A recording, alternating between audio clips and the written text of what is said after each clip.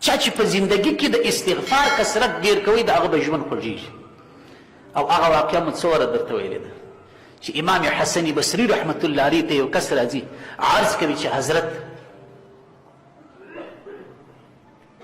ګناهکار یم، په داسې ګناهونو باندې مبتلا یم چې تا ته نه سم ویلی شي، زه دا ګناه کوم، په داسې ګناه اخته یم، یو لار راوښیه چې زه دا ګناه پرېږدم، نن سبا چې موږ پکښې اخته یو.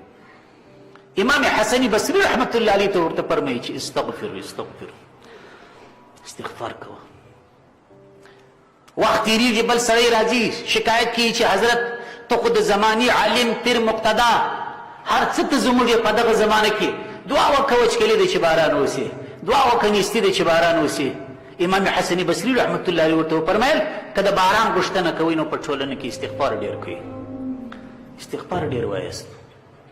د استغفار په ویلو سره الله عز وجل باران کوي. بل سړی راځي وایي کاروبار مې خراب دی حضرت، کاروبار مې د کاره وتلی دی، زندګي مې نه سره برابره چې هر شي تلاش کړم زر تلاش کړم هغه یې ریسي. امام حسن بصري صاحب ورته فرمایي چې استغفار کوه. بل سړی راځي چې حضرت نارینه اولاد نه لرم، د 50 نیولې تر 10 پورې لوڼې لرم، تر اوسه نارینه اولاد الله پاک نه دی راکړی، حضرت یو نسخه راوښیه. امام حسن بصري صاحب ورته فرمایي چې استغفار کوه. انتې که نه؟ بل سړی راځي د باغ شکایت کوي چې ټوله کال په خپل درختو اخته یم چې د موسم چې د پختیان موسم د میوو راسي وافت باندې کښې شي.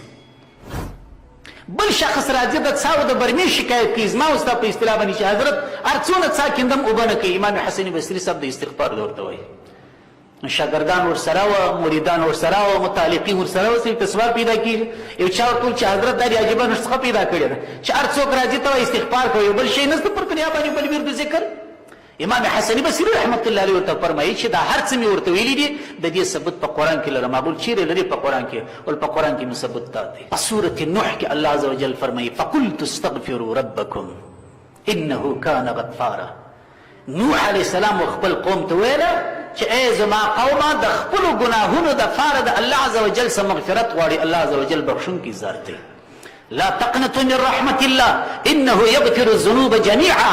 د الله عز وجل د درس مایوس نسی، د الله عز وجل د دربار مایوس نسی. انه يغفر الذنوب جميعا. الله عز وجل ټول ګناهونه بخښي.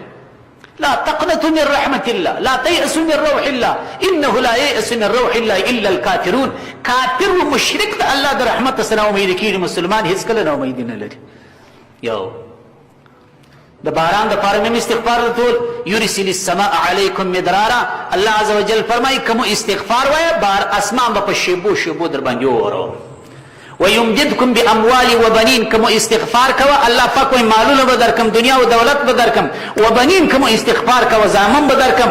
او کوم استغفار کوه يجعل لكم جنات باغونه به درکم، د باغو په پیداوار کې به ذاتي درته راولم. ويجعل لكم انهارا. که د اوبو د قلت سره مکس الله وایي استغفار وایست زه به ستاسې د استغفار په برکت سره تستولیږم.